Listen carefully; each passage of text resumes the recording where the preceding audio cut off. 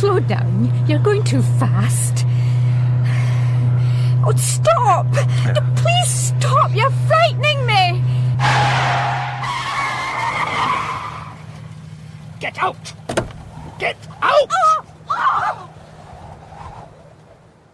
Death Against the Odds by Michael McStay, with Stephen Thorne as Inspector Coleman and Joe Dunlop as Sergeant Astor, Phyllis Logan as Lady Penelope, James Warwick as Sir Harry Kelso, and Morag Hood as Annette Granger.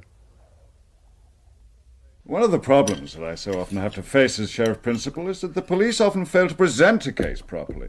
One of the problems that I have to face as a policeman is that the sheriffs often seem more intent on being social workers. Oh, no, steady on, Ronnie. I don't want you patting villains on the head and telling them to be good little villains in future. I want them locked away for a good few years. I don't think anybody could accuse me of being over-lenient, Ronnie. Why will policemen talk shop all the time? Not just policemen, Margaret. Harry, you are becoming very boring. This concerns you, Penny. It concerns us all. But not now. Margaret has provided a beautiful meal. Yes, it was excellent. Thank you. What was it? I beg your pardon? I was joking, Harry.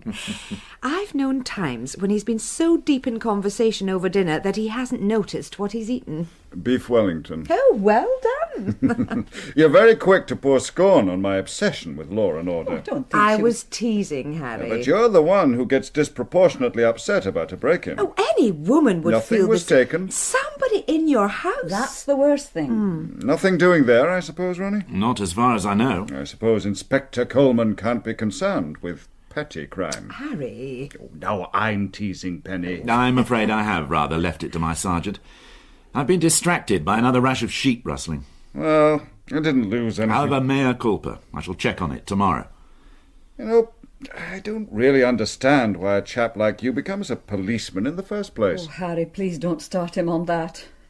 Now, would anybody like some more sweet? The meringue. Somebody has to do it. Cheese. Oh, no, thank you, Margaret. But why you, Ronnie? You've a first-rate education, you're comfortably off. More than comfortably off. Well, there's nothing that says that the copper has to be a Mr. Plod. In fact, in this high-tech age... Yes, but all the same. And I married money. Ronald. Well, I didn't mean to pry. Then please don't, darling. But when one thinks of a policeman... People really do think of policemen, until they need them. We have refuse disposal experts, I believe we now have to call them. To keep the rubbish off our streets, somebody has to keep the human rubbish off our streets. I'm going to serve coffee in the library. Excuse me for 5 minutes. Ronald. Yeah, I'll bring brandy and port through. Penny? Oh, I'll give you a hand. I had no idea of causing offence. You have a gift. My sergeant always complains that nobody loves a copper until they need one. No, surely not. Oh, it's true to say that most of the people I know best are Margaret's friends. Well, I hope you'd consider Penelope and myself. Yeah, but I met you through Margaret. You take my point. Well, I came to you after the break-in because you're a friend. Yeah, I'm sorry there hasn't been any progress. And Ronnie, how does a girl set about attracting her host's attention? Are you going to escort me to the library, or shall I try to find my own way there? Forgive me. Let me just get the brandy. Well, I accept that the likelihood of catching a couple of chances is pretty remote. I might forgive you when I have a large brandy in my hand and you promise to spend the rest of the evening telling me how fascinating you find As me. long as anything I say is not taken down. In any case, there was no real damage Oh, done. Harry. I deliberately didn't invite anybody else. I felt it's been so long since we saw you and Harry. Oh, so much better. And I hate those dinner parties where far too many people sit around. Oh, when the best conversations are happening at the other end of the table. And you've got the two most boring men at the party on either side of you. Of course, I'd quite forgotten your father was a policeman. Yes. I remember the case. Dreadful business. It was at the time. Shot while investigating a break-in at a jeweller's. Today, the death of a copper makes a good front-page story for, 48 hours. In those days, the public outrage lasted until the man was caught. And then for weeks after that, while the hanging debate was resurrected. Well, the man was caught. Given up by the criminal fraternity. How do you mean? Well, those were the days when the real villains would never countenance guns. And as for killing a copper... It took just 4 days before a series of tip-offs had given the police the killer, the gun, And the evidence. Good Lord. Will you have another? Oh, yes, thank you. It's a very fine Oh, brandy. Ronald, if you're offering more brandy, should I make more coffee? Oh, I should love some, Margaret. I assume I'm driving? You assume correctly, Penelope. Oh, dear. It's all right, Ronald. I'll get it. Is that the reason you became a policeman? No, not at all. Oh, very different now, I imagine. Are you two still talking shop? Yes, the man who killed my father had nowhere to hide. His own kind turned against him. But today... Oh, there's a sickening air of casual violence. A bunch of kids will kick an old lady unconscious with a 10-penny coin in her handbag. I'm afraid it's for you, Ronald. Sergeant Astor. Damn!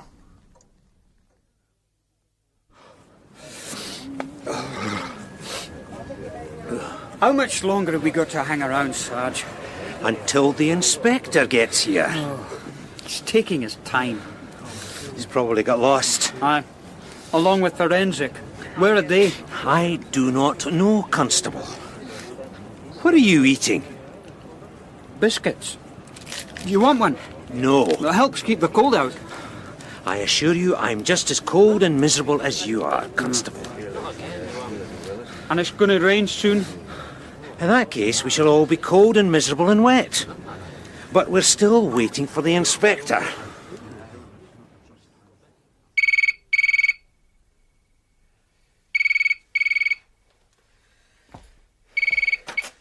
Granger.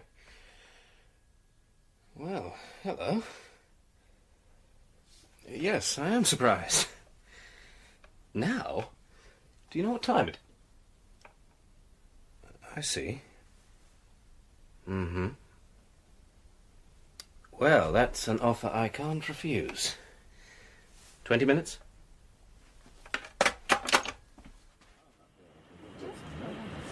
Todd! Thank the Lord for that. You reckon that's him?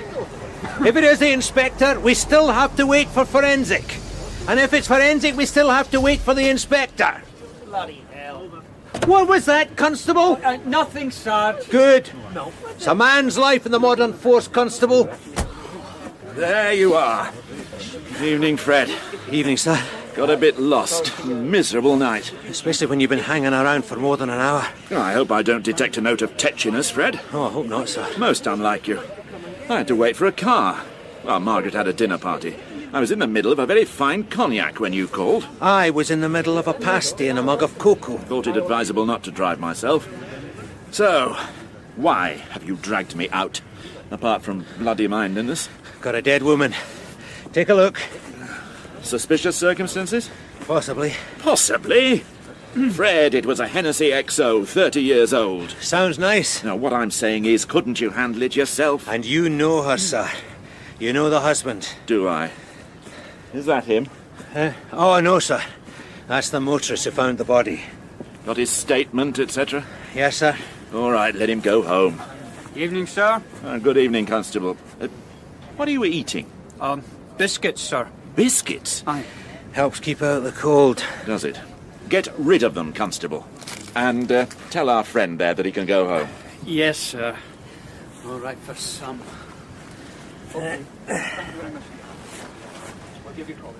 Dear God. Yes, sir. Bit of a mess. Car? Yes. Hit and run? Well, yes, sir, but Do I know her? if you take a closer look... Yeah, I don't think I'll bother, Fred. Who is she? Helen Fraser. Wife of Callum Fraser. Drinks in the Prince Charlie. You know him. Oh, yes. Likes his malt. That's him. Has he been told? Not yet, sir. There's a wee story there. What the devil was she doing up on the moor at this time of night? Dead long? Don't know, sir. The thing is, the state she's in, I'd swear she'd been hit more than once. What do you mean? Front and back. Sir! Ah, that'll be forensic. They're a bit late, aren't they? Well, I sent for them. Perhaps they got lost, sir. It can happen. Yeah. Now, there's some likely-looking tyre tracks on the verge over there. We'll be able to take some casts. Well, they'd better be quick. It's starting to rain. Oh, hello there. Oh, damn and blast. Who is it? Sir Harold Kelso. The laird. Laird of all he surveys. Hello again, Ronnie. I wondered if there was anything I could do. This isn't necessary, Sir Harold. Dear. Is that the unfortunate... There's no need, Sir Harold. This is a matter for the police. My sergeant, and this is Sergeant Astor. Evening, sir. He made the call. Yes. He has everything under control. Possibly, but you're on my land. Merely thought I might be able to help. Might know her, one of my employees, perhaps. I don't think so. Let me have a look. She's in a bit of a mess, sir. Oh, got a strong stomach. Constable, get on the radio again. Find out where forensic are. Yes, sir. Could I have a word, Sir Harold? Yes. By your car. I appreciate your offer of help. Oh, not at all. Bit of excitement? Well, I don't consider a violent death a bit of excitement. This is a police I'm matter, a and... sheriff, Ronnie. Well, then, if this case should come before you, you'll be apprised of all the relevant facts. Oh, don't be so pompous, man. Harry, you reek of alcohol. Are you going to breathalyze me? You place me in a very embarrassing position. If one of my officers... I am on my own land. You are on a public highway. You don't have to explain the law to me. You're presuming on a friendship, Harry. Now, I can't send for another car. I'm sorry that You understand? I'm sorry that you're taking this attitude, Ronnie. I'm sure you know your job, but it seems a mite presumptuous to turn down an offer of help from a member of the public, particularly when that member of the public is a person of some influence in local civic circles. Friends in high places. Yes. Thank you for your offer of help, Sir Harold. Now go home and drive carefully. Fred? Sir? Where the hell are forensic? I'm getting soaked. Oh, your friend leaving, sir. A bit full of his own importance. Now, where are these tyre tracks you were telling me about? They're just over here. Actually had the nerve to utter vague threats. A bloody idiot. Kelso? Oh, that biscuit-eating... idiot constable. The tyre tracks. He hasn't covered the tyre tracks. They're half washed away. How unfortunate. How will you explain that to forensic? I suspect this is them now.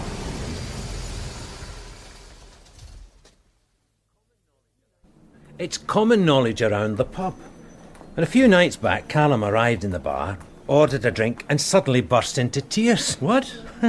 Through his sobbing, he tried to explain that his wife was having an affair. Which you knew. We also knew that Callum knew she was having an affair. And didn't give a damn as long as she was around to cook his meals and iron his shirts. Well, a man should have his priorities, right? But then he got around to the truth of the matter. It seemed that he'd just got his bank statement and discovered she's been forging his signature to his cheques. Good Lord. Well, he's a prudent man's Callum. His wife's affair was acceptable within certain limits, but the fact that he was paying for it as well... Oh, quite beyond the pale. Since then he's been back in the pub, drinking heavily and making wild threats about what'll happen to his wife. And you think that... It's a possibility. Inspector Coleman? Has he been notified? Not yet, sir. I wanted this talk. Dr. Calderside. Good evening, Doctor. Good morning. I'm sorry to have kept you waiting. I'm afraid your young woman through there is in one hell of a mess. That's why I'm here. Yes, of course. Foul play. You tell me, Doctor. Well, I haven't yet had a chance to do a full post-mortem, but it's clear that she has been hit more than once, certainly twice, maybe 3 times, before she lay down and died, as it were. That's what my sergeant said. And I'm certain that she was then run over yet again while she was lying on the ground. Yes. You don't sound very surprised. Oh, I've been a policeman a long time. Are you able to tell me at what stage of this terrible battering the poor woman actually died? I can't tell before I open her I up. need to be quite certain that she couldn't have been hit, for example, by any other passing car after the original accident. It's not as if she was found on Suckyhole Street, is it, sir? All right, Fred. The only alternative is that one hit-and-run driver had the same accident 3 times. Yes. Yes, I'm afraid we are looking at a particularly unpleasant murder. Could you get me an autopsy report as a matter of urgency, Doctor? Oh, yes, of course. Thanks very much for your help. Not at all. Right. Get round to the husband, Fred. Yank him out of bed and let's see what he has to say. No, sir. Well, let's not keep him waiting any longer. One way or another, he'll be expecting a call from us. You'll be going to the station? Oh, I don't think so, Fred. I'll leave you to soften him up. I'm cold and wet and just a little deflated. I think I shall go home and see if there's any brandy left. Oh, I'm sure Mrs. Coleman will have left you a dram, sir. Oh, I'm sure she has, Fred. She takes great care to indulge my little luxuries. And why not? After all, a Hennessy XO, 30 years old. Just come in, Sarge. Good. Got the morning report ready, Jackie? Have it on his desk in 5 minutes. Good, man. The sooner we get through it, the sooner I get my head down. Rough night. Duty, young Jackie. Morning, Fred. Morning, sir. Morning, Young, sir. Oh, yes.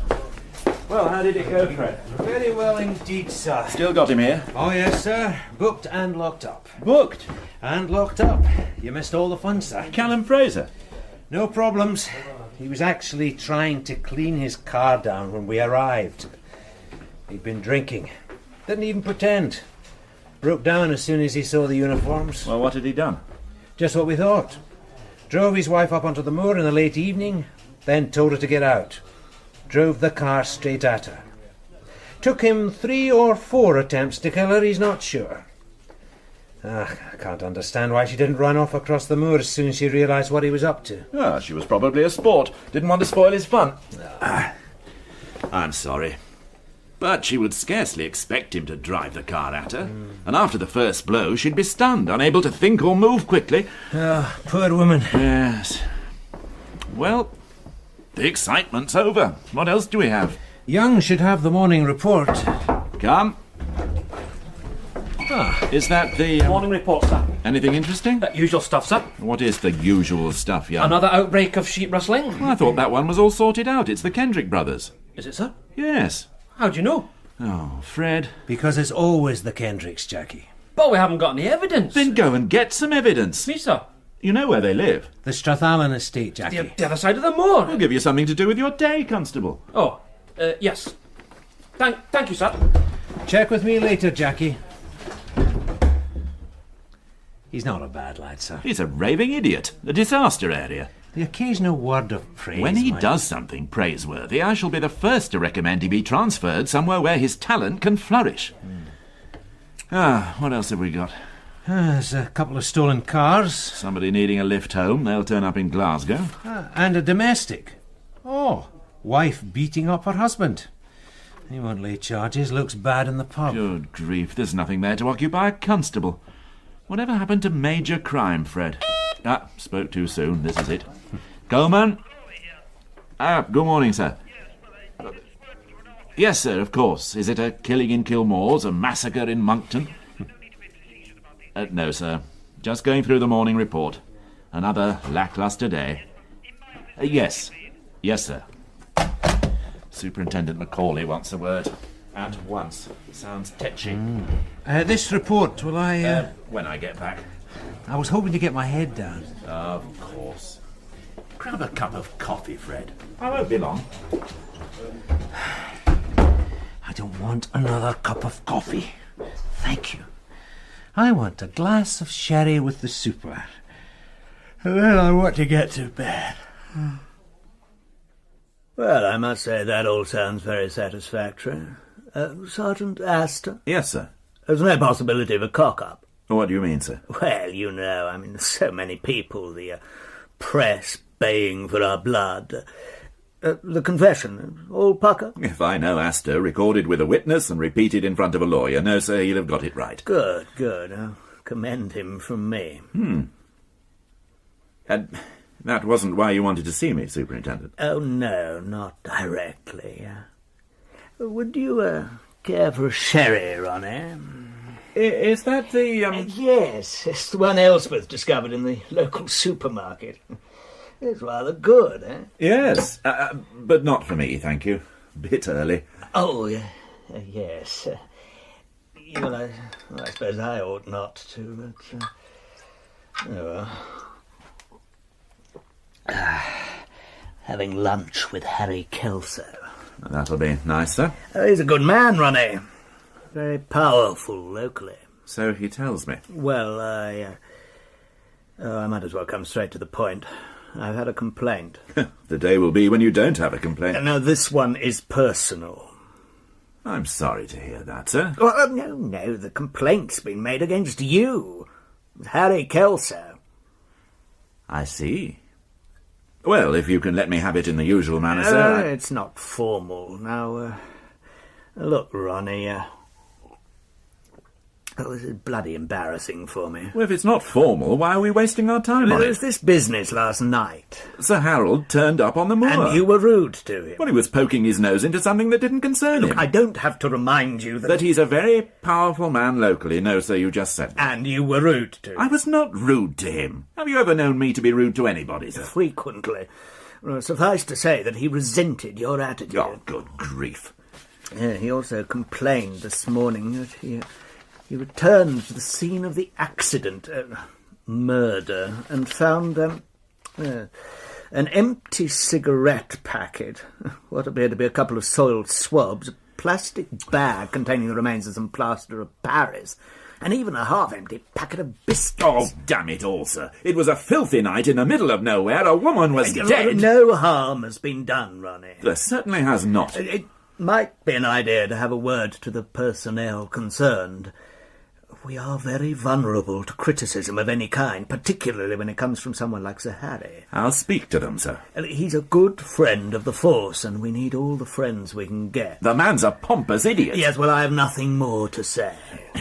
Thank you, sir. I'll pass your message on. Oh, enjoy your lunch.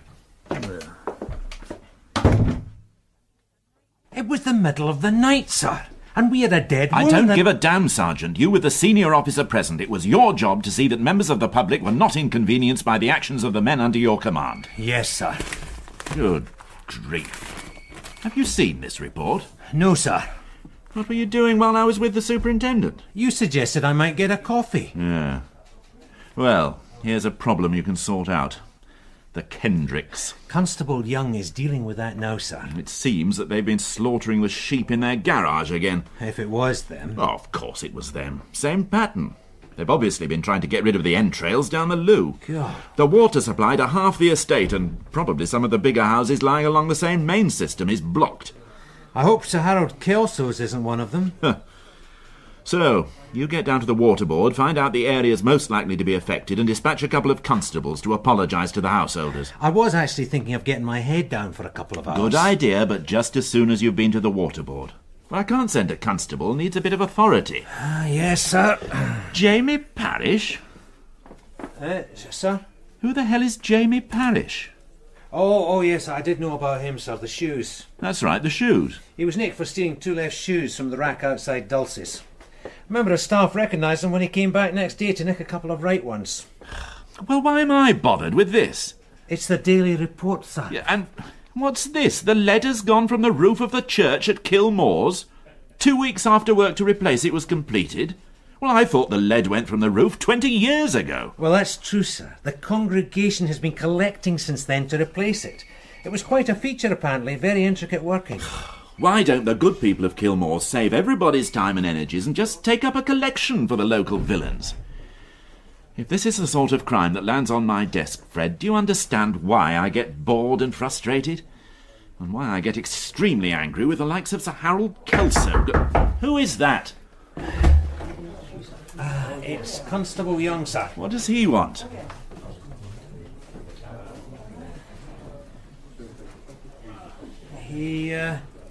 He's found a body, sir. Well, I told him to bring in the Kendricks. What does he mean he's found a body? Tell him to come in here. What do you mean you found a body? What sort of body? A dead one, sir. Well, what have you done with it? I've notified Sergeant Gregg, sir. I thought I'd better get back here and notify you personally. And who was it? I don't know, sir. And where was it? On Sir Harold Kelso's land. Oh, my God. I can't tell you an exact reference, sir, but you know the junction of 2 roads by Craig. Well, one's only a track, really. No, I don't know, Constable. Sergeant Gregg knew it, sir. You've done well, Jackie. Been there a long time, I'd say, since last night. Rigor mortis. Heavily rained on. Since last night? Fred, you don't think... Sir? 2 bodies? It couldn't be possible that Fraser killed his wife and then, well, perhaps hit some other poor soul by accident on his way home. The hit-and-run business is that, sir? Oh, I shouldn't think so. Not unless he stopped, went back, and shot him with a 12-bore as well. Huh? The man's chest had been blown away.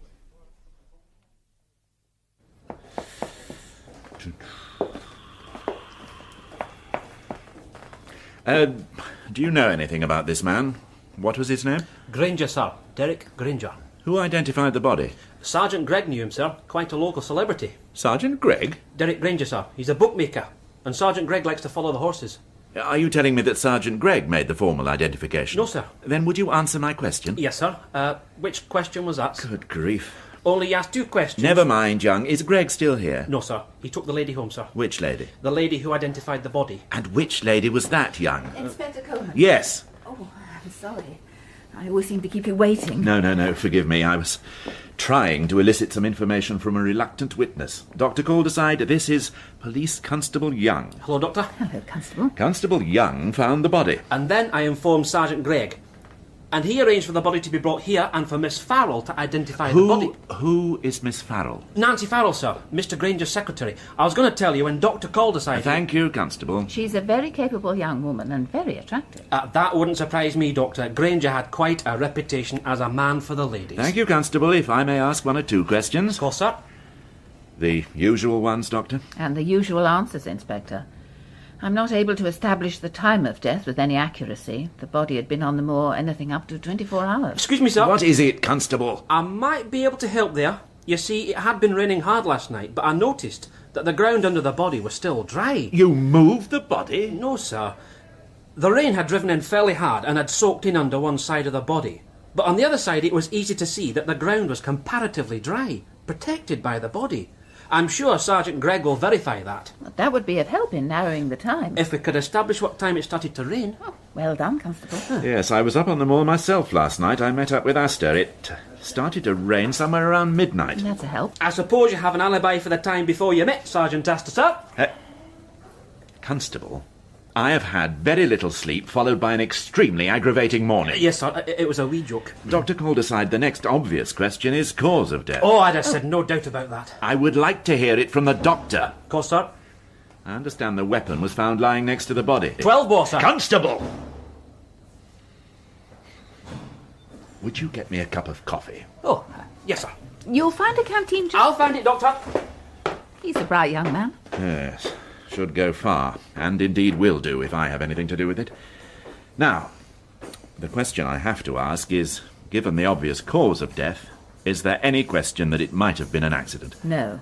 The man had taken the blast full in the chest. Suicide? Impossible. And for the same reason. He would have to have had extremely long arms. Yes, I see. So it's murder. I would say so. 2 murders in 24 hours. Well, that's very exciting. I wonder what odds our bookmaker friend would have given against that happening. I'm very pleased for you, sir. Oh, come on, Fred. Only a few hours ago we were complaining about the lack of excitement. I think you were complaining rather more than me, sir. But this is the sort of thing that makes the job worthwhile. My lack of enthusiasm may have something to do with the fact that I still haven't managed to get any sleep. Oh, I am sorry. We'll make it an early night tonight. Now, Derek Granger. What do we know so far? Turf accountant. 43 years old. Well known among the social set on and off the racetrack. He's a high flyer, both financially and sexually. I think you'll have to explain that. Well, he makes his money primarily from off-course betting. Anything, Not a sniff as far as we know. Quite the reverse. He puts a lot of his money back into racing. A great benefactor of local stables and the courses themselves, even south of the border. Really? Wherever he has betting shops, he makes sure the sport benefits locally. However, he's reported to have heavy investments in a variety of other interests. You've done a lot of work in a very short time. Most of it's Jackie here. Oh. No more than common knowledge, sir. Yes, well, I'm only interested in bookies when they get themselves killed. Now, what about this sexual high-flying? I take it we're not talking about the Mile High Club. What's that, sir? This is from Sergeant Gregg. Granger was renowned to be a sexual athlete of Olympic standard. But apart from the gossip, he was certainly photographed regularly with a variety of beautiful women on his arm. Well, so far his lifestyle seems highly commendable and rather enviable. Oh, you might have hit on the word, sir. Envy. A motive? Well, people don't kill from envy, do they? You can't be a Derek Granger without being the subject of a lot of rumour. Most of it bad. Nobody bothers to start good rumours, sir. And what are they saying about Granger? That there's a number of married women, some married to very eminent folk who, well, I don't have to tell you, I'm sure. I see. Tell you what, sir? But it's rumour. We can do some digging. What we're digging for? It's a possible motive, What is? but money's a more likely one. Does he have a head office? Oh, yes. Right, then we start there. Where are you going, young? With you, sir. I don't think so. But I thought I was on the case, sir. Did you? I found the body, sir, and I notified Sergeant Gregg, and I went with you to the hospital. Seems fair, sir. Yes, I suppose it does. All right, young. This is your big chance. Yes, sir. Sergeant Astor and I will see what we can dig up at Granger's office. You can stay here and go through everything and anything that you can find about him. And then sit by the phone and wait for our call. Well, someone has to do it, Jackie. I suppose so. What am I looking for, Sarge? Anything. Start with his financial dealings. Find out who his accountants are, his lawyers, his stockbrokers. Somebody somewhere has a motive for killing him. And the married women, Sarge, I don't quite follow. Sex, Jackie. Sex. With married women?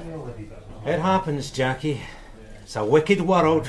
Sarge, Yes, Jackie. do you have the address of this Mile High Club? I'm surprised to find you here, Miss Farrell. After your ordeal. The world does have to go on, Inspector. Derek was at the head of a huge enterprise. A lot of people rely on me being here. What exactly is your position in the firm? I understood secretary. Derek's little joke, Inspector. I started as his secretary, so he's always referred to me as that. In fact, I run the entire turf accounting side of his business. Well, that's quite a responsibility. For a woman, For anybody. it's in my blood. My father was a very well-known on-course bookmaker. Some years ago, there were allegations. Tattersall's banned him from attending any race meeting for the rest of his life. Sandy Farrell. That's right. Derek never believed the allegations and offered my father the job of racing manager here. Daddy accepted, but the damage was done. He died a few years later. Racing is my life, Inspector. So when did you last see Granger? Yesterday. He came into the office every day. He may have had many other business interests, but his life was in racing as well. Can I get you anything, Miss Farrell? No. Thank you, Sergeant. I'm perfectly all right. Horse racing has traditionally gathered around it some of the less desirable elements of society. Traditionally.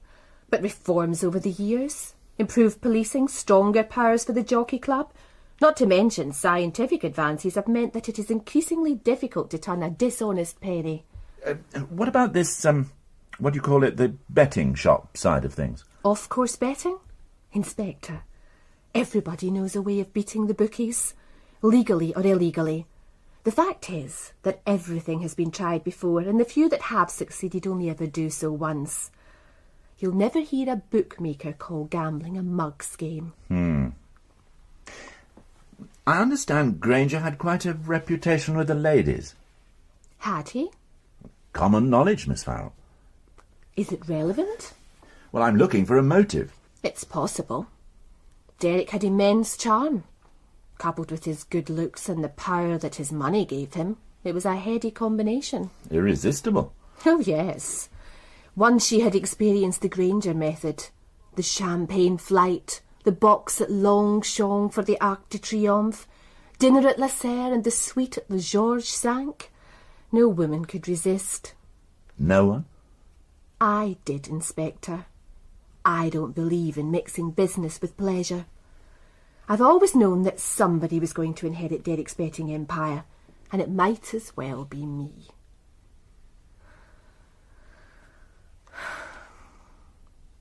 I suppose I have inherited that empire. You see, Derek loved racing and he loved women. He liked winning at both. I had no intention of being one of his also-rans. And he played a very varied field, is that the expression? He had absolutely no qualms when it came to women. Even if they were married? You have been doing your homework. A jealous husband, particularly one whose humiliation is made public, would have a powerful motive to revenge himself. There were married women. Perhaps married to eminent men? Oh, Derek had class, Inspector. He didn't waste his time with scrubbers. I don't understand. What don't you understand, Sergeant? Oh, never mind. I just don't understand why a woman would allow herself to be... Animal attraction, Sergeant. The fact that a mare is already being covered doesn't necessarily prevent her encouraging the advances of a thoroughbred. Names? I suppose I could give you a couple. No more than you could find out for yourself. What about a jealous woman? No. You sound very sure. You never met Derek. No woman would destroy such a beautiful thing. Even if she knew it couldn't belong to her?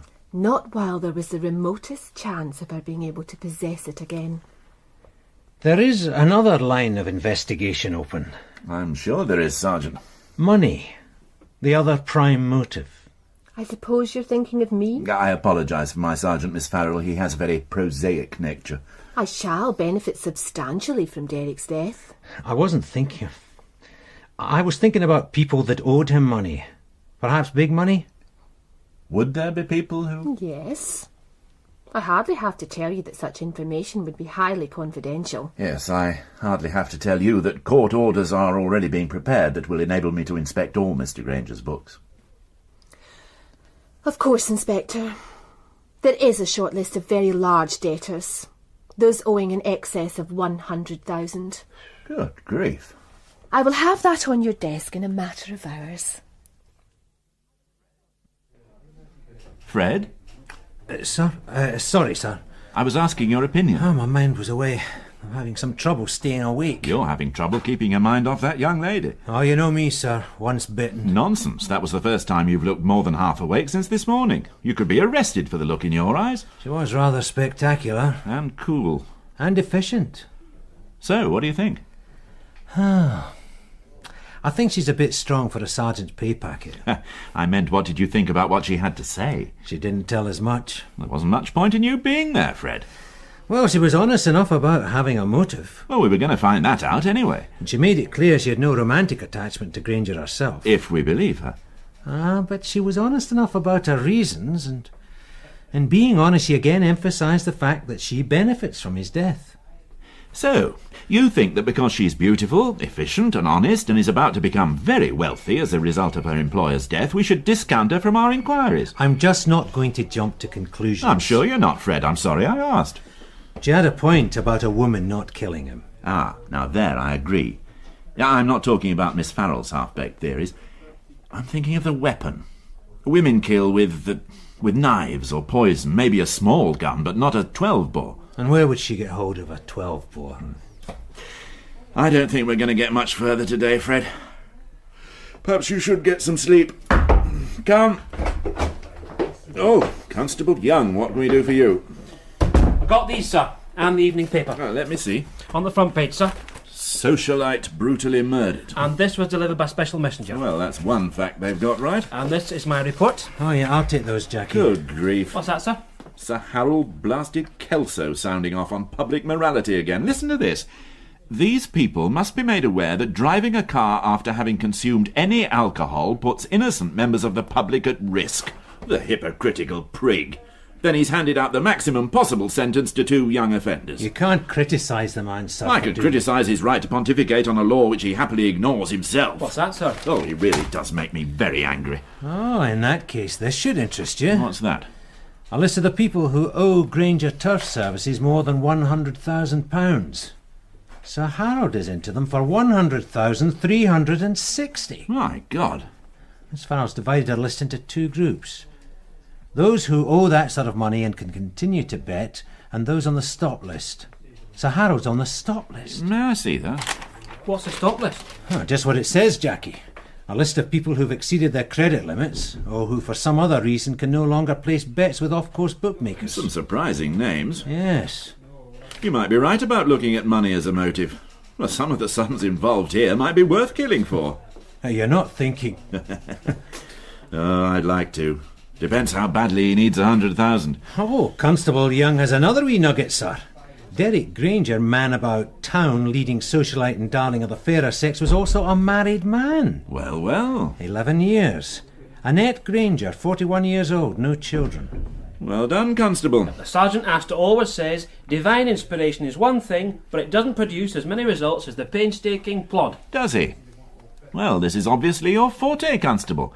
So, take Miss Farrell's list and go through every name on it. Find out everything about them. In particular, I want to know how they can afford to lose such sums of money, and why Granger would continue to let them go on losing while others he stops. What exactly am I looking for, sir?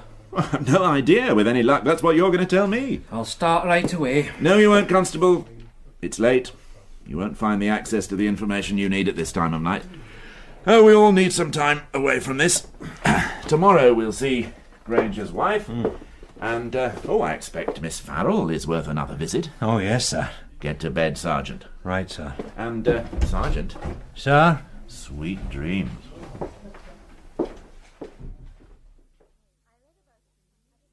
I read about it in the newspaper. I didn't allow it to spoil my day. There's no point in trying to pretend, Inspector. Derek and I have been separated for 7 years. I've hated him for much longer than that. But you stayed married? The arrangement suits me. I have an adequate allowance, when he remembered to send it. Send it? Oh, none of your civilized behaviour for Derek, Inspector. It would have been too impersonal to make out bank drafts or deal through my lawyer. He sent the cheques through the post, signed by that secretary of his, so that everybody was constantly reminded how generous he was being to his mouse of a wife. And then when he forgot to send it, I would have to go to his office to pick it up personally from that little bitch, just to rub my face a little harder in the dirt. Why didn't he divorce you? I've no idea. I would never give him grounds. Some womanizers like the safety net of a little wife tucked away somewhere.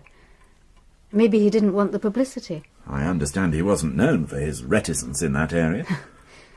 He wouldn't want the kind of publicity divorce would give him. Anyway, it doesn't matter now, does it? I've won. Won? He's dead. No more worrying about financial settlements. No more humiliations. Another good reason for not divorcing him. I imagine I'll be a wealthy widow.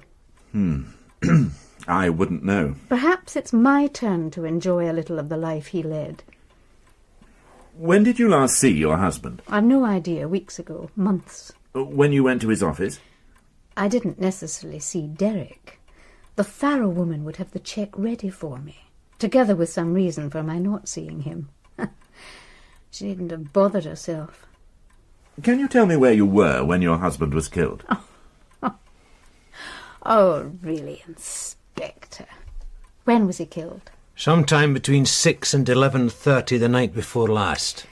I watched television, and I was in bed, shortly after the news at 10, I expect. You were alone? For both activities. I meant... I know what you meant, Inspector. Do you remember what you watched? No. Yes, there was a play on. Do you remember... No. Do you watch television, Inspector? Do you remember what it was about afterwards? I don't watch much television. I don't have an alibi for the time you mentioned.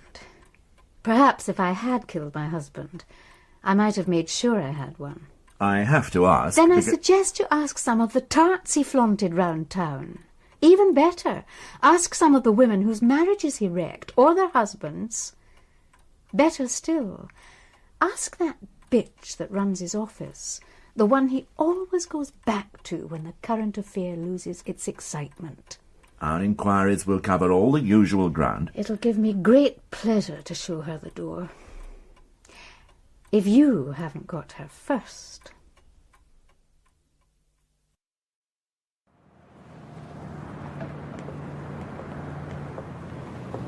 Shall do for my money, sir. Yes, an obvious choice. Nobody could have a better motive. And she didn't disguise her dislike of her husband. Dislike is putting it mildly. The two strongest motives, hate and money. And she has no alibi. Which leaves method. Where did she get a 12-bore shotgun, Fred? And what's happening about that? I left that one with Constable Young. Well, let's get back to the office and find out how he's getting on. Come up with quite a lot there, sir. Good. Fingerprints first. Whose? Don't know, sir. Not on record. In any case, the killer would almost certainly have worn gloves. Constable, will you stop wagging your tail like a pleased puppy and tell me what you have to report? Get on with it, Jackie. I've traced the owner, sir. Have you? Well, not actually me. Young... Sorry, sir. It belongs to Sir Harold Kelso. Does it indeed? Are you sure? Yes, sir. Last registered owner. Well, there's a turn-up for the book. Yes. Then I'd better go and pay Sir Harold a visit. And you, Fred, you go and see Miss Farrell again, and find out if there's any connection between him and Granger other than a large debt. Right.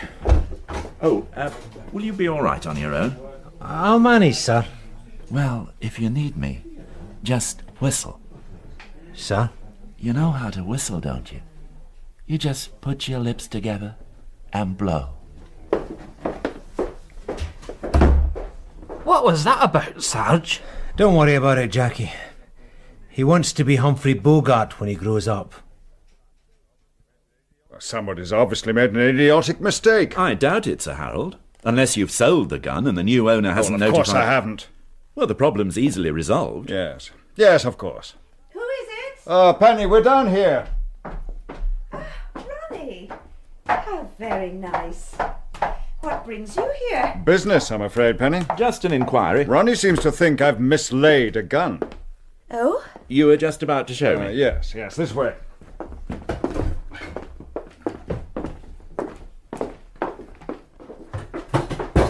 This is the gun room. Is that door always unlocked? I haven't got an arsenal here, Ronnie. A few sporting guns and the house is very secure. Well, you were broken into very recently. Yes, but nothing... Oh, good Lord. Yes? There is a gun missing. 12 bore. Are you sure? Oh, don't be a bloody fool, Ronnie. I'm sorry. I just can't believe... Well, I was obviously wrong. The guns? 6 of them. Are left in this glass-fronted cupboard, unlocked. Well, one doesn't expect... What? You're a sheriff, Sir Harold. You are aware that... These are for sport. And one of them has blasted the life out of a man. Oh. Yes, I'm sorry, my dear. What's happened? Ronald is suggesting that this gun was used to kill somebody. Your gun? I'm afraid so. Who? Derek Granger. That man who was on the news? Oh, that's awful. Did you know him? No. Yes. I knew him. I did business with him. I don't think my wife... I don't think you met him, did you, Penny? No, I don't think so. He was a bookmaker. I think everybody knows of my interest in horse racing. Mr. Granger was, in fact, a great benefactor of the sport in Scotland. Oh, I think I might have met him. It's quite possible, my dear. It's not important. What is important is the gun that killed him. It belonged to you. What the hell is that supposed to mean? It's perfectly obvious what happened.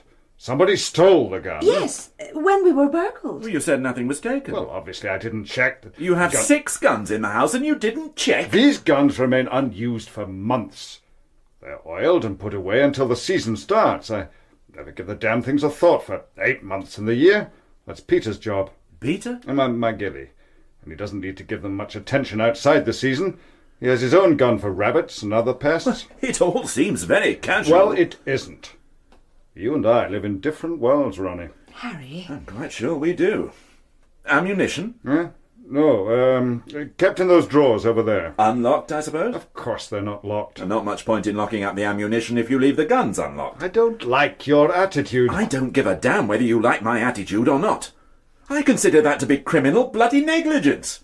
And in the light of what's happened, you have a great deal to answer for. Ronnie, Harry doesn't mean... We're both a little shocked. Yes, well, we have to assume that the gun was taken during the break-in. Whether that was the sole purpose of the burglary, if nothing else was taken. The man was disturbed. Well, not by anybody in the house. By the dog. Ah. I assume you've made no progress there. Not to my knowledge. And now that we know that the gun was taken, we shall redouble our efforts. You mean it's taken this unfortunate man's death to galvanise you into some sort of action? Most of my time has been taken up with an outbreak of sheep-rustling. What? However, I will send a man over to take your fingerprints. Oh! What are you talking about? Well, we shall need them for elimination purposes. But you already have them after the break-in. They will have been destroyed. Do you expect me to believe that? I know that the police tend to keep them on file. That is not true. Which is tantamount to a violation of civil liberties. Both you and your wife are at complete liberty to witness the destruction of your prints once we have Once eliminated... you've transferred them onto a computer. Just exactly what concerns you, Sir Harold. I mean, what do you have to worry about if your conscience is clear and you have no intention of committing a felony in the future? The fact that we know each other socially does not give you the right to come over... I could have sent my sergeant round. We do appreciate your coming personally.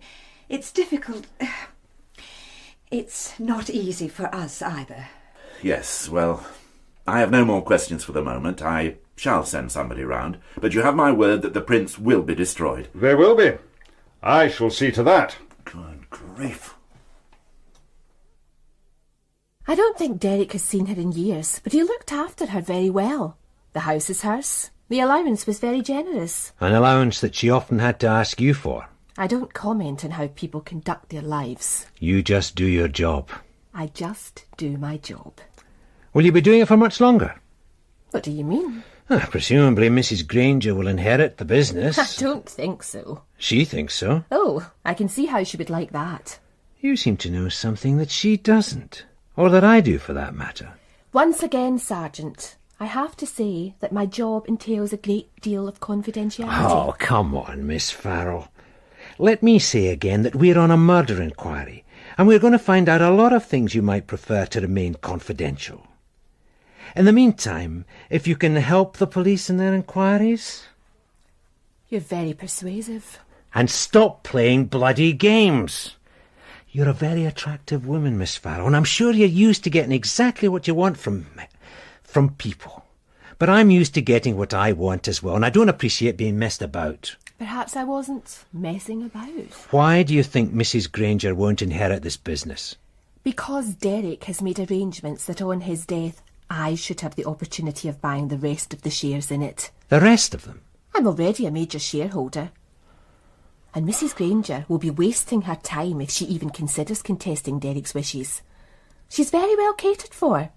She will be a wealthy woman and she will continue to receive a share of the annual profits. You've seen Granger's will? Yes. We were very close. Mrs. Granger suggested you were more than close. Did she? She said he had affairs with many women, but that you were the one he always went back to. She has a nasty tongue. Did he always come back to you? When it suited me. You told the inspector you didn't mix business with pleasure. Derek was purely business. You did sleep with him. And it paid off. I got what I wanted. He no longer had any real interest in the work here. I have. I did not intend to see that dreary little wife of his inherit a concern that I had helped to build up and was running successfully. I see. You're not shocked, Sergeant? Sometimes a girl has to look after her own interests. I wasn't prepared to be another of Derek's affairs to be dropped when he got bored. I made the running. His rather flashy charm didn't appeal to me. I like a man to be a little more mature, a little more reliable. I like a steer. Sergeant. Yes. Well,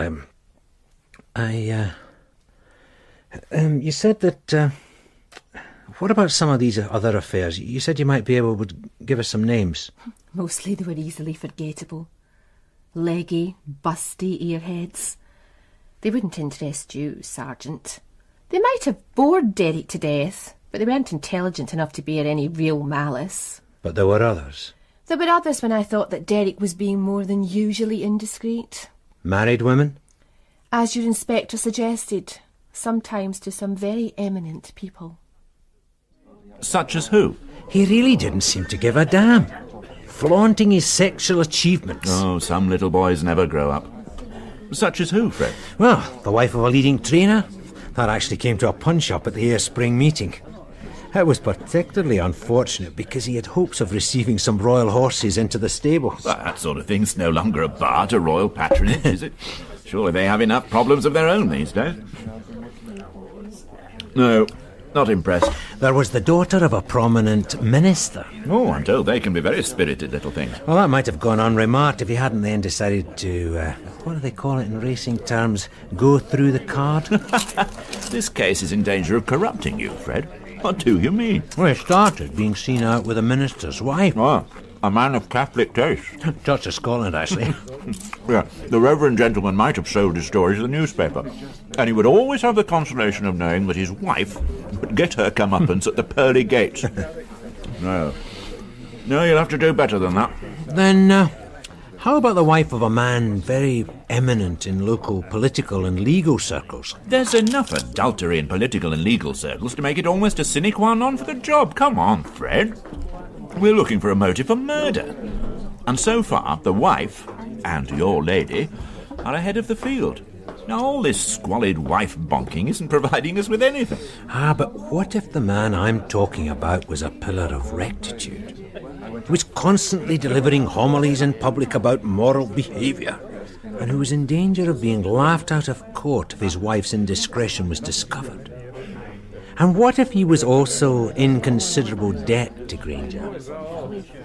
Harold Kelso? Would you like another one of those, son? Damn you, Fred, what have you found out? Just that. Penny Kelso. Lady Penelope. And Granger? She came to her senses just before it hit the gossip columns. But neither of them made much of a secret of it up till then. Well, how did Kelso take it? I can only guess. Yes. There you are, sir. I was looking for you. They said you might be in the pub. No, not in uniform, young, not in uniform. Oh, what's that, sir? You don't come into a pub in uniform, Jackie. It frightens the customers. I'm sorry. I wanted to get this to you. It's the information you wanted on the people who owed Mr. Granger money. Well, it can wait until I get back to the office. I thought it was urgent. Well, it's not. Good Lord. You're going to publish a book? I tried to be thorough. Good, Constable. But what you give me is a précis. A report that I can digest in 5 minutes. Sorry, sir. Leave that on my desk, Jackie. I'll give you a hand later. Thanks, sir. No, wait. What have you got on Sir Harold Kelso? Kelso. He's a sheriff. His title is inherited. He owes the deceased a great deal of money. Can he afford it? No. Thank you. Then how has he got into that kind of debt? Gambling, sir. I think I can answer that, sir. OK, Jackie, get that stuff back to the office. I'll be across shortly. Right. Thanks, Sarge. I'm sorry, sir. I thought... He's not a bad lad, sir. Have a word with him, Fred. Sort him out. Right. About Kelso. Oh, yes. I asked Miss Farrell. Every client, you see, has a credit limit. When they reach it, then they can have no more bets until it's settled. They're the average mug punter. Then there are some who are the really heavy gamblers. Kelso? Not really, sir. His credit limit was 10,000. There's a couple have got 50,000 limits, and even more if they want it. They were good for it. And Kelso wasn't? Nancy said not. Nancy? Miss Farrell. She said that he'd reached a point where Kelso was not paying and was just doubling up his bets. It's a classic recipe for losing. Well, why did they let him get so far in over his head? I can think of two reasons.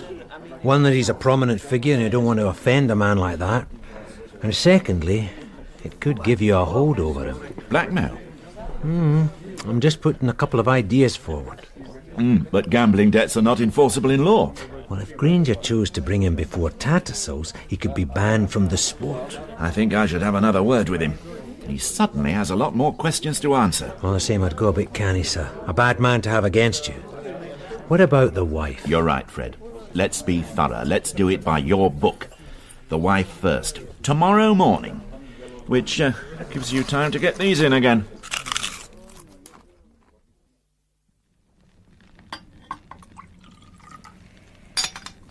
Well, cheers, Ronnie.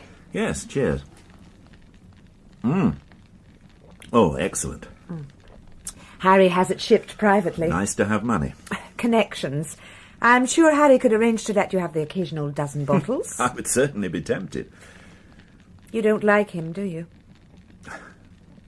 I'm not here to talk about him, Penny. No. You lied to me. It was a very long time ago, and Derek... Do we have to? I could ask somebody else. No! I'm not going to make excuses, Ronnie.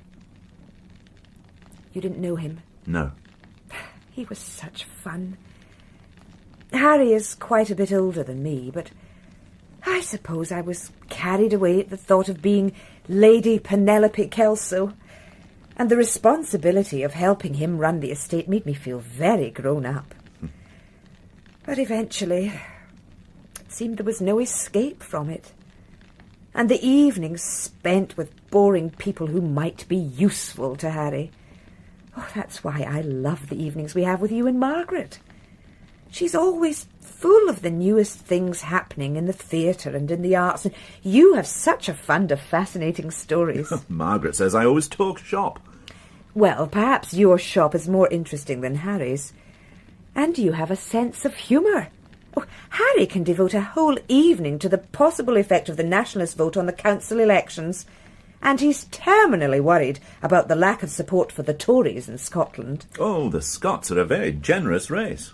I'm sure they will support the Tories at the first sign of the Tories supporting them. You see, a sense of humour is very sexy. I must tell Margaret that. Oh, she knows. Well, we were talking about you. Yes, of course. When did you meet Granger? It was a race meeting. We were having a dismal day. Harry had lost badly. Gambling? Oh, no, Harry doesn't gamble. He had 2 horses running that day. They were both strongly fancied to win, and neither of them was placed. And then, suddenly, there was Derek. I remember a lot of champagne and laughter, and then he put a bet on a horse for me. He said it was bound to win, and it did, and I remember shouting at home and hugging Derek, and we laughed. I see. No, I don't think you do, Ronnie. He was charming and attentive, and he offered a social and a sexual excitement that I'd always dreamed of. The affair just seemed to start very naturally, and it didn't seem at all wrong. You see, it depends sometimes how you look at things.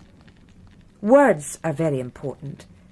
Being unfaithful to Harry was all a bit of a lark, but adultery... It was adultery. It became more and more difficult to find opportunities. Oh, Derek didn't care, but I did. Somehow the excitement wore off. For you? Yes. It would have ended naturally. But? Harry found out. I see. How? Derek told him. Oh. He said he wanted to marry me, that he was in love with me, but... Oh, Harry needed me. And somehow it has made us much stronger. When was all this? More than a year ago. And you haven't seen him since? No. And Harry? I don't know. I suppose... He was very angry. I didn't realise the damage I was doing to him. I hurt him dreadfully. I've grown up a lot, Ronnie.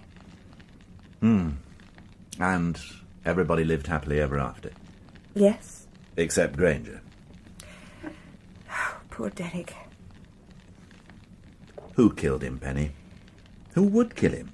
I have no idea. And who would try to implicate you? Me? Or Harry? The gun that killed him came from here. It was stolen. And then used to kill Granger. That's coincidence, surely. Anybody could have stolen the gun. Somebody could have stolen it to sell to somebody else. These things happen. Happenstance. What? Once is coincidence, Mr. Bond. Twice is happenstance. No, thank you for being so frank, Penny. I know it's been very painful for you. Thank you for being a friend. It's very difficult for coppers to have friends. But we are. I'd like to think so. You're jumping to conclusions, sir. But I'm right. She's protecting her husband. She could be protecting herself. Oh, look at it again, Fred. It all makes sense. What did your Miss Farrell say? She's not my Miss Farrell. Well, she's a pretty straight lady, wouldn't you say? Yes. She's a fairly tough nut, and she doesn't volunteer information, but when she says something, I reckon she means it. And she said no woman would have killed Granger. That's theory, sir. And the weapon used was a man's weapon. Theory. Will you stop interrupting? I'll do my best. The gun belonged to Kelso. Now, I find it unlikely that he would not know that a gun was missing after a break-in. And we've made no progress on that. I think we'll find that the whole thing was a put-up job to explain the loss of the gun. Now, hold on, sir. Let me finish. Nothing else was taken, because they were presumably disturbed by a dog. Now, proper villains know what they're doing. If they wanted to turn over the Kelso place, they would have coped with a dozy pooch. You're not being logical, sir. Oh, all right, Fred, all right. Why not? If you're going to the trouble of faking a break-in in order to explain the loss of a gun, then you report the loss at once. Yes, all right. Let's assume that the break-in was genuine. But he used it later to explain the loss of the gun. Well, I suppose that's feasible. Well, it's more than feasible, and he's got the motive, revenge and money. There's over 100,000 involved, and he owes it to somebody who's had an affair with his wife. He still owes the money. But Nancy Farrell is not Derek Granger. She plays everything very close to her chest. She has nothing to gain by shopping Kelso. She can afford to wait for him to pay. He doesn't want his racing cronies to know about his gambling debts, and that's something else. Penny said he didn't gamble. Then she's wrong. Not necessarily. Suppose that money was some kind of payoff. Penny said that Granger was still in love with her. Maybe he took money to stay away. Well, Kelso knew what had been going on, and if he were prepared to pay the man off, a phony credit account would be the ideal way of explaining such large sums of money. Then we'll find cheques paid from Kelso's account to Granger's account. No. He hasn't paid any yet. It's a credit account. When Granger decides he's had enough, he'll call in the total debt. Kelso only had to agree to make one losing bet, and he was caught in the classic blackmail syndrome.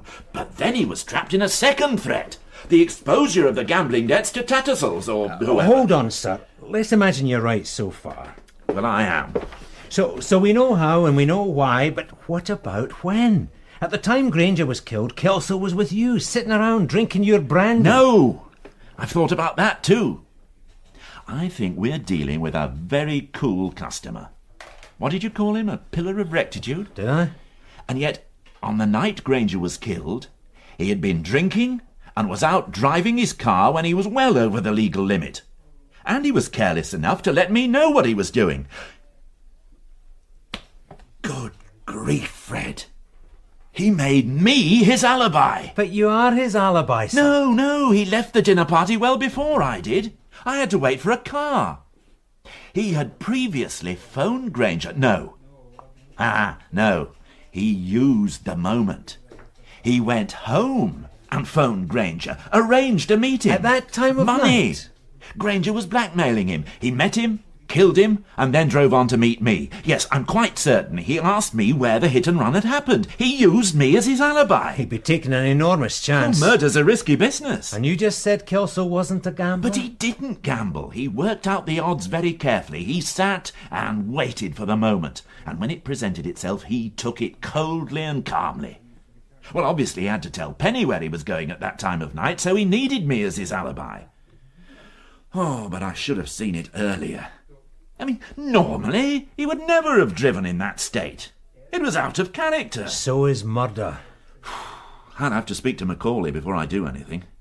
What are you up to, Fred? Oh, I'm just following up a few ideas. Tidying up a couple of things. Could you bring yourself to talk to your Miss Farrell again? Yes. I want to know exactly when those bets of Kelso's were made. I have a feeling we'll find he never made them. I'll go and see her. Yeah, and I'll go and see Macaulay. I hope he'll come with me to see Kelso. I hope you're right, Ronnie. You've heard what I had to say, sir. It's very circumstantial. And it all fits. Well, just be very careful what you say. And that's why I wanted you to be here, sir. Ronald, to what do I owe this pleasure? Oh, Ian. I wasn't told you were here. Good evening, Harry. Is this a formal visit? I asked Superintendent Macaulay to accompany me. Oh? A few problems seem to have cropped up. Really? I presume there's no point in offering you a drink. Sir Harold, I'm sure you remember the night Derek Granger was murdered. Of course. Could you tell me what you did after you left my house? I went home. And then you went out again? You know I did. What exactly is going on? If you could bear with us, Harry. Have you come to give me some sort of reprimand? I'd had a drink. Coleman made his attitude perfectly clear, and I made mine equally clear. I phoned you next day because I felt, well, it exceeded his authority. Can you tell me when you decided to come looking for the scene of the hit-and-run accident? No, I can't. Well, perhaps you can tell me how long you were out of the house that night. Quite a long time. Why? Presumably Lady Kelso would know. I was gone, at least an hour. Quite a long time. How long would it take you to drive from here to Craignafoley? Ronnie, Craignafoley? It's where Derek Granger's body was found. there's a telephone call for you. Oh, I'll take it. What are you suggesting, Coleman? I'm just trying to clarify a few things in my own mind, sir. How long? About 10 minutes. And to drive from here to the hit-and-run? About 15 minutes. Well, you were out for more than an hour. It took me a little time to find you. You knew where we were? Not exactly. It probably took me half an hour to find you. How long would it take Granger to get from his home to Craignafoley? I've no damned idea, and I don't think I'm answering any more questions until I have my lawyer present. That is your right, sir. There are more questions I want to ask. Such as? Ronnie. I want a better explanation of how your gun came to be used to kill Granger. You know damned well the gun was... And I want to know more about the extremely heavy gambling debt you had incurred to Granger Turf Services. What the hell are you talking about? That was Sergeant Astor. He said it was urgent. What was it? Oh, it's nothing he could say over the phone. He suggests you return to the station. Ah. Well, we'll not get any further here. Sir Harold has decided to exercise his right to legal representation. I suggest we all go to the station. Do you mean me? Yes, sir. Am I under arrest? Of course not, Harry. It's just a few questions. Isn't that right? Quite a few, sir.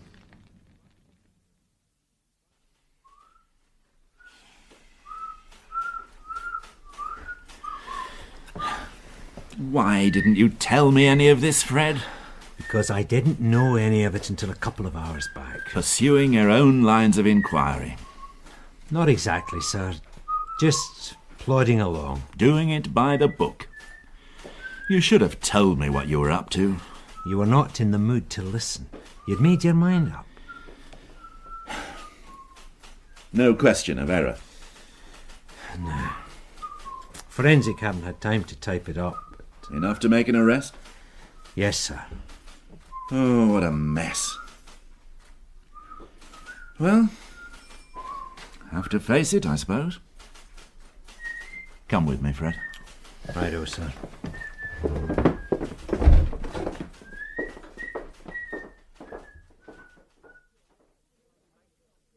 May I remind you, Superintendent, that my client is not here on a social visit. I'm sorry, Mr. Cropper. And unless you intend to lay formal charges... I'm sure that Inspector Coleman... We have been waiting half an hour.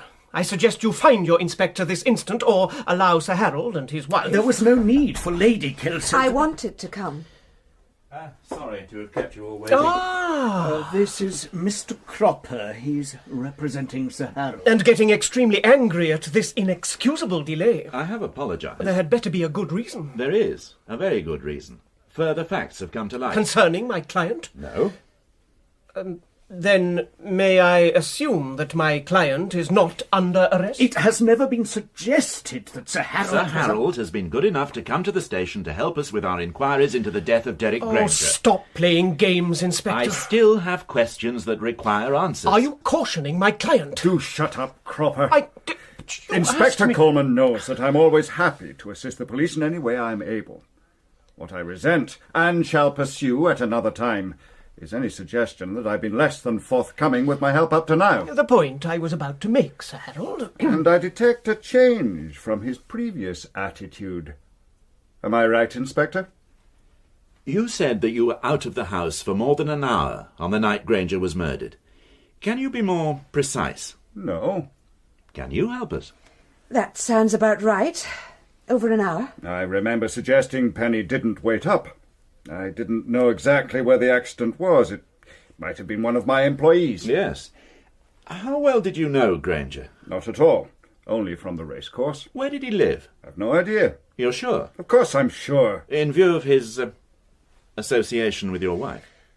What the hell do you mean by I that? told him, Harry. He knows.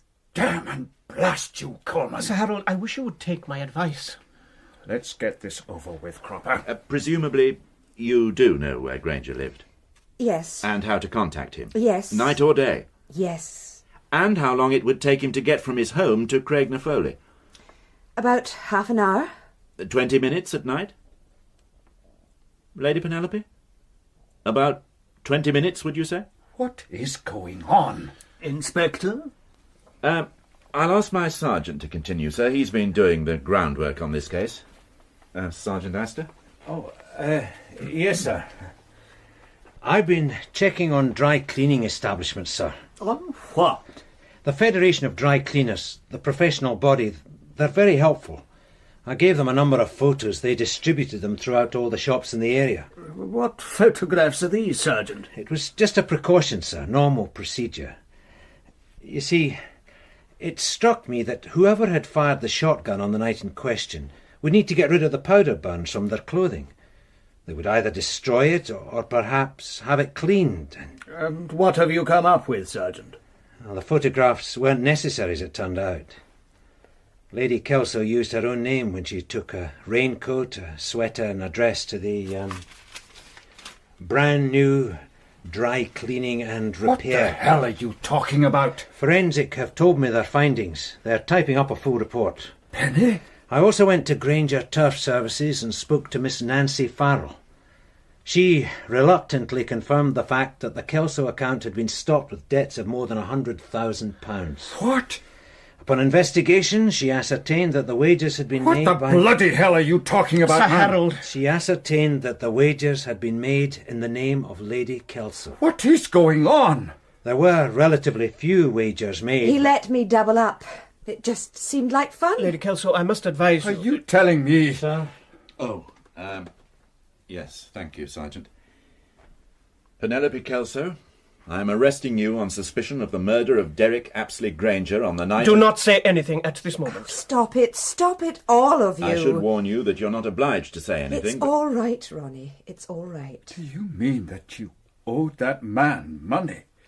Used my name? I also killed him, Harry. Which bothers you most? I must insist that that last remark be treated in the light of extreme emotional stress. Oh, you are a nincompoop, Cropper. And should be disregarded. Why do you employ such idiots, Harry? There's one other thing, but... My sergeant had the presence of mind to ask the man who found that unfortunate woman's body whether he'd seen any other cars on the moor that night. On his way home, he saw the Land Rover belonging to Granger, and he saw a light green saloon car parked next to it. Lady Kelso, I believe you own a light green saloon car? I was afraid he might have seen us. He remembers thinking it was a bad night for a lover's tryst. What happens now, Ronnie? Forensic will give your car a going over. I mean, to me. Well, of course, you will... This is absolute nonsense. Macaulay, I hold you responsible for this prefabricated rubbish. Superintendent, this is all highly irregular. Lady Kelso has been advised of her rights. You don't have to say anything else. Still being a perfect gentleman, Ronnie. Derek was never that. But he was so exciting. I did try to be a good wife to you, Harry. Oh, we've been through all that. It's our private business, Penny. Not anymore. Not anymore. Eh, Ronnie? He got tired of me. Penny. It wasn't the way I told you, Ronnie. I thought I was going to marry him, and he just laughed and told me he was already married. I didn't know it was possible to love anybody so much. And he got bored with me. And then there was the money, but that was only a game. It wasn't real money. But he talked about business and debts of honour. What did he know about honour? How could I pay him that sort of money? It had all been a game. Please, don't say any more, Penny. I must advise you. But you see, I had written letters. He would have made them public. I would have been left with nothing. We would have survived. Would we? Well, perhaps now, but... So, I phoned him. We'd been talking about the break-in over dinner, you remember? Did you fake that? Oh, no. There really was a break-in. Is that when you took the gun? No, I took it that night. I had known for some time that I would have to do something. And there was the moment. Harry had never let me out of his sight since. But there he was, rushing off on some quixotic errand. There'd been an accident. I wish I could have been sure that you cared as much for me. Oh, my dear. But you gave me the chance I needed. So you phoned Granger? Yes. And he came? Just like that? He would always come, night or day, when we... I knew he would come for his money. He still cared about that. And you took the gun? I would have been left with nothing. No Derek, no Harry. Will I be able to go home? There are things I will need. I'll arrange that. Lady Kelso, if you will go with the sergeant, formal charges will be laid. Mr. Cropper, I suggest... Yes, of course. You haven't heard the last of this, Macaulay. This man, he has carried out a personal vendetta. He has harassed me, has tricked my wife. You haven't heard the last of this.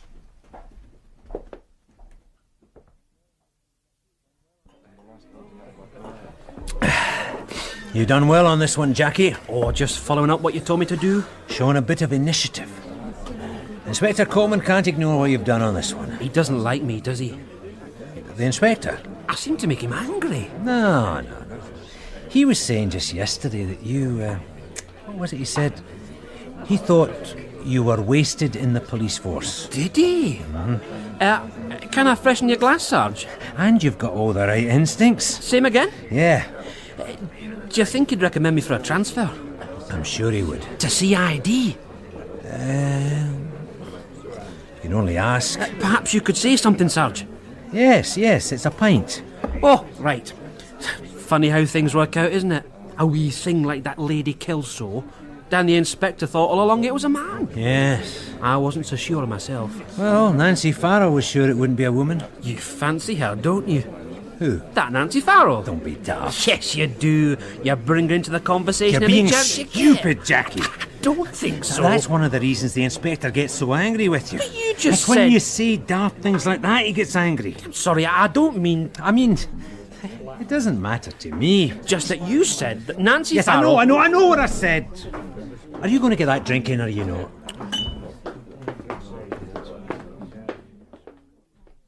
I won't hear of it. You're being bloody stupid, Ronnie. I certainly have been, sir.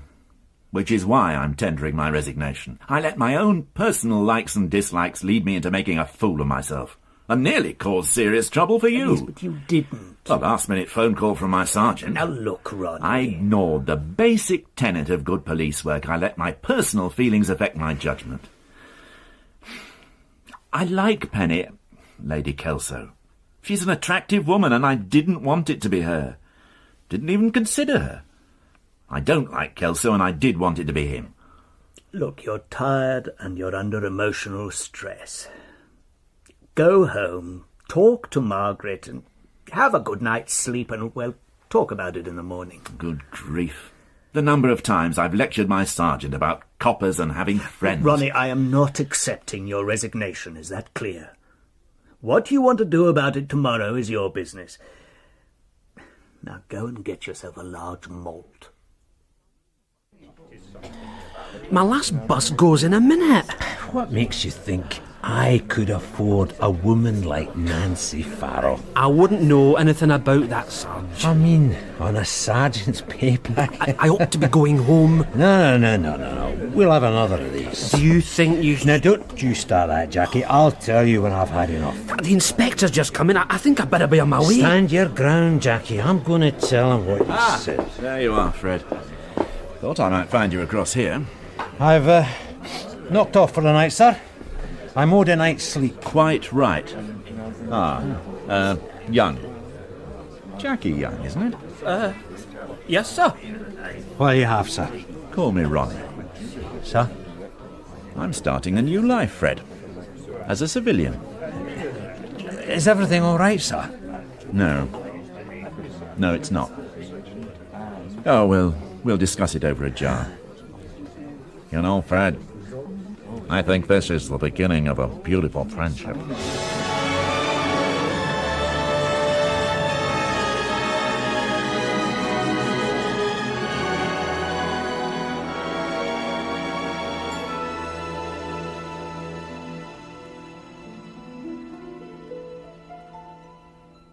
The part of Inspector Coleman was played by Stephen Thorne, Sergeant Astor, Joe Dunlop, and PC Young, Peter Gunn.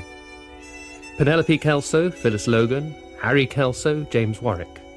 Annette Granger, Morag Hood, Nancy Farrell, Elaine Collins. Margaret Coleman, Diana Bishop. Superintendent Macaulay, John Fleming. Dr. Calderside, Pauline Yates. Mr. Cropper, John Webb. Constable David Holt, and Derek Granger, Dominic Letts. Death Against the Odds was written by Michael McStay and directed by Jane Morgan.